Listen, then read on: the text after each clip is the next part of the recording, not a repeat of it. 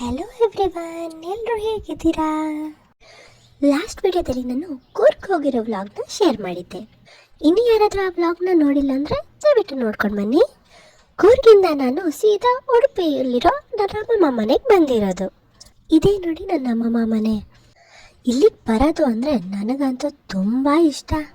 ಯಾಕಂದರೆ ಇಲ್ಲಿ ಬಂದಾಗೆಲ್ಲ ಚೆನ್ನಾಗಿ ಮಣ್ಣಲ್ಲಿ ಆಟ ಆಡ್ಬೋದು, ನೀರಲ್ಲಿ ಆಟ ಆಡ್ಬೋದು, ಏನು ಬೇಕಿದ್ರೂ ಮಾಡ್ಬೋದು.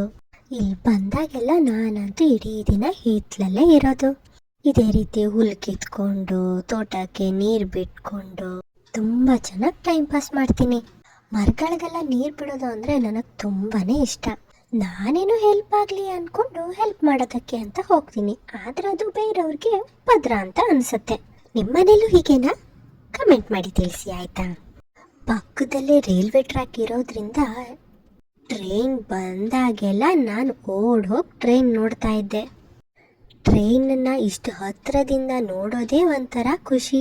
ಪ್ರತಿ ಸಲ ಟ್ರೈನ್ ಬಂದಾಗಲೂ ಇದೇ ಎಕ್ಸೈಟ್ಮೆಂಟಲ್ಲಿ ಓಡಿ ಬರ್ತಾ ಇದ್ದೆ. ಒಟ್ಟಿನಲ್ಲಿ ಇಲ್ಲಿಗೆ ಬಂದ್ರಂತೂ ಟೈಮ್ ಹೇಗೆ ಹೋಗುತ್ತೆ ಅನ್ನೋದೇ ಗೊತ್ತಾಗಲ್ಲ.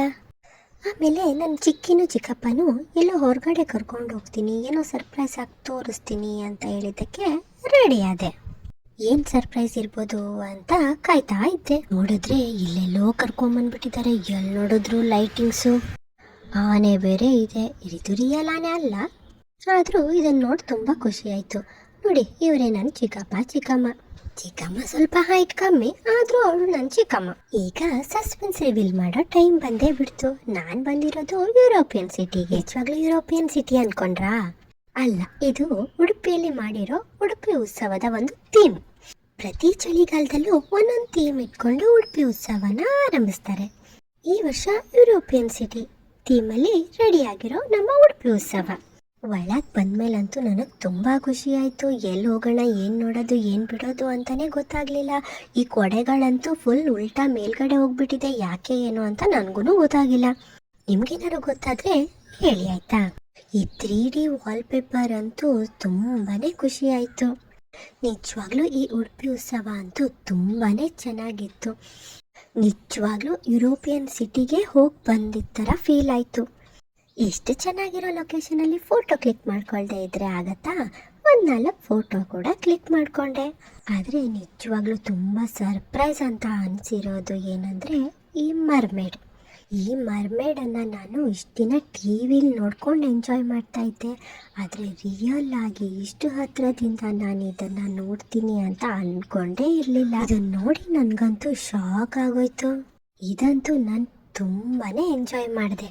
ನಿಮಗೂ ತೋರಿಸ್ತೀನಿ, ನೀವು ನೋಡ್ಕೊಂಬನ್ನಿ.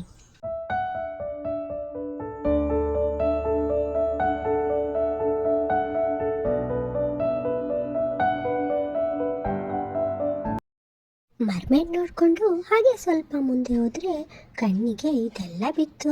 ಸ್ವಲ್ಪ ಶಾಪಿಂಗ್ ಮಾಡೋಣ ಅಂತ ಒಂದು ಬುಟ್ಟಿ ಹಿಡ್ಕೊಂಡು ಹೊರಟೆ.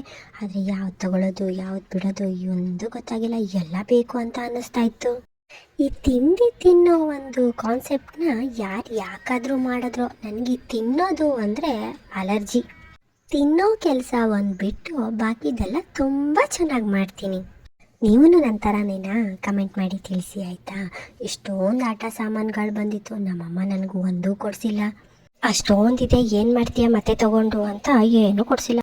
ಶಾಪಿಂಗ್ ಮುಗಿಸ್ಕೊಂಡು ಹಾಗೆ ಸ್ವಲ್ಪ ಮುಂದೆ ಬಂದರೆ ನನ್ನ ಫೇವ್ರೆಟ್ ಝೋನ್ ಪ್ಲೇ ಏರಿಯಾ ನೋಡಿ ಅಂತೂ ನನಗೆ ತುಂಬ ಖುಷಿ ಆಯಿತು. ಸ್ವಲ್ಪ ಹೊತ್ತು ನೀರು ನೋಡಿಕೊಂಡು ಲೈಟಿಂಗ್ಸ್ ಎಲ್ಲ ನೋಡಿಕೊಂಡು ಹಾಗೆ ಸ್ವಲ್ಪ ಹೊತ್ತು ನಿಂತ್ಕೊಂಡೆ. ನಂತರ ನಾನು ಬೋಟಿಂಗ್ ಮಾಡೋಣ ಅಂದ್ಕೊಂಡು ಹೋದೆ. ಈ ಬೋಟಿಂಗ್ ಎಕ್ಸ್ಪೀರಿಯನ್ಸ್ ಅಂತೂ ತುಂಬ ಚೆನ್ನಾಗಿತ್ತು. ಫಸ್ಟ್ ಟೈಮ್ ನಾನು ಇದನ್ನು ಮಾಡ್ತಿರೋದ್ರಿಂದ ಸ್ವಲ್ಪ ಭಯ ಅಂತ ಅನ್ನಿಸ್ತು. ಯಾಕಂದರೆ ಒಬ್ಬಳೇ ಬೇರೆ ಇದ್ದೀನಲ್ವಾ, ಅದಕ್ಕೆ ಸ್ವಲ್ಪ ಭಯ ಅಂತ ಅನ್ನಿಸ್ತು. ಆದರೂ ಮಜಾ ಮಾಡಿದೆ. ಬೋಟಿಂಗ್ ಎಲ್ಲ ಮುಗಿಸ್ಕೊಂಡು ಇದನ್ನು ಸ್ವಲ್ಪ ಟ್ರೈ ಮಾಡೋಣ ಅಂತ ಹೋದೆ. ಇದನ್ನಂತೂ ನಾನು ತುಂಬ ಎಂಜಾಯ್ ಮಾಡಿದೆ. ಈ ಥರ ಜಂಪ್ ಮಾಡೋದಂದರೆ ನನಗೆ ತುಂಬಾ ಇಷ್ಟ. ಹಾಗೆಯೇ ನನಗಲ್ಲೇ ಒಬ್ಬಳು ಫ್ರೆಂಡ್ ಕೂಡ ಆದಳು. ಅವಳು ಯಾರು ಏನು ಅಂತ ನನ್ನ ಹತ್ರ ಕೇಳಬೇಡಿ. ಹಾಗೆ ಆಟಾಡ್ತಾ ಅವಳು ನನಗೆ ಫ್ರೆಂಡ್ ಆದ್ಲು. ಇಬ್ರು ಒಂದು ಸ್ವಲ್ಪ ಹೊತ್ತು ಅಲ್ಲೇ ಆಟ ಆಡ್ಕೊಂಡಿದ್ವಿ. ನನಗೆ ಆಟ ಆಡೋದಕ್ಕೆ ಗುರುತು ಪರಿಚಯ ಏನು ಬೇಕು ಅಂತ ಏನೂ ಇಲ್ಲ. ಒಟ್ಟಿನಲ್ಲಿ ಆಟ ಆಡೋದಕ್ಕೆ ಯಾರಾದರೂ ಒಬ್ಬರು ಸಿಕ್ಕಿದ್ರೆ ಸಾಕು. ಹೀಗೆ ಈ ರೀತಿ ನಾವಿಬ್ಬರು ಜೊತೆಗೂಡಿ ಒಂದು ಸ್ವಲ್ಪ ಹೊತ್ತು ಆಟ ಆಡಿದ್ವಿ. ಇದನ್ನೆಲ್ಲ ಆಟ ಆಡಿಕೊಂಡು ಸ್ವಲ್ಪ ಮುಂದೆ ಬಂದರೆ ಈ ಜಾಯಿಂಟ್ ವೀಲ್ ಕಣ್ಣಿಗೆ ಕಾಣ್ತು. ಇದರಲ್ಲಿ ಕೂತ್ಕೋಬೇಕು ಅಂತ ತುಂಬ ಆಸೆ ಇತ್ತು, ಆದರೆ ಭಯ ಕೂಡ ಆಯಿತು. ಬೇಡಪ್ಪ ಯಾಕೆ ಸುಮ್ಮನೆ ರಿಸ್ಕು ಅಂದ್ಕೊಂಡು ಸುಮ್ಮನೆ ದೂರದಲ್ಲೇ ಈ ಕಲರ್ಫುಲ್ ಆಗಿರೋ ಜಾಯಿಂಟ್ ವೀಲನ್ನು ನೋಡ್ಕೊಂಡು ಬಂದೆ. ಆಟ ಆಡೋದಕ್ಕೆ ಇನ್ನೂ ಏನೇನೋ ಇದ್ದಾವೆ, ಆದರೆ ಅದನ್ನೆಲ್ಲ ಆಟ ಆಡೋದಕ್ಕೆ ಧೈರ್ಯ ಸಾಲಿಲ್ಲ. ಸುಮ್ಮನೆ ದೂರದಲ್ಲಿ ನಿಂತ್ಕೊಂಡು ನೋಡ್ಕೊಂಡು ಬಂದೆ. ನೋಡಿ, ಇದಂತೂ ಸಿಕ್ಕಾಪಟ್ಟೆ ಭಯ ಆಯಿತು. ನೋಡೋದಕ್ಕೆ ಭಯ ಆಗ್ತಾ ಇದೆ, ಇನ್ನು ಕೂತ್ಕೊಂಡ್ರೆ ದೇವ್ರೇ ಗತಿ. ಕಡೆಗೂ ಧೈರ್ಯ ಮಾಡಿ ಈ ಬೋಟ್ ಥರ ಇರೋ ಸ್ವಿಂಗಲ್ಲಿ ಕೂತ್ಕೊಳ್ಳೋಣ ಅಂತ ಡಿಸೈಡ್ ಮಾಡಿ ಕೂತ್ಕೊಂಡ್ಬಿಟ್ವಿ. ಆದರೆ ಕೂತ್ಕೊಳ್ಳೋವಾಗಿರ್ತಿದ್ದ ಧೈರ್ಯ ಸ್ವಿಂಗ್ ಸ್ಟಾರ್ಟ್ ಆದ್ಮೇಲೆ ಇರಲಿಲ್ಲ. ನಂಗಂತೂ ಯಾಕಾದ್ರೂ ಕೂತ್ಕೊಂಡು ಬಿಟ್ಬಿಡಿ ಇಳ್ಕೊಂಡು ಹೋಗ್ತೀನಪ್ಪ ಅಂತ ಅನ್ನಿಸ್ಬಿಟ್ಟಿತ್ತು. ಜೀವನೇ ಹೋದಂಗೆ ಅನ್ನಿಸ್ಬಿಟ್ಟಿತ್ತು. ಯಾಕಾದ್ರೂ ಕೂತ್ನೇನೋ ಅಂತ ಅನ್ನಿಸ್ತು. ಒಟ್ನಲ್ಲಿ 1 ವಾರ ಸ್ಕೂಲ್ ಇಲ್ಲದೆ, ಹೋಮ್ವರ್ಕ್ ಇಲ್ಲದೆ, ಯಾವ ಟೆನ್ಷನ್ನು ಇಲ್ಲದೆ ಫುಲ್ ಮಜಾ ಮಾಡಿದೆ. ಇನ್ಯಾವಾಗಾದ್ರೂ ಸಿಗ್ತೀನಿ. ಅಲ್ಲಿವರೆಗೂ ಟೇಕ್ ಕೇರ್, ಬಾಯ್.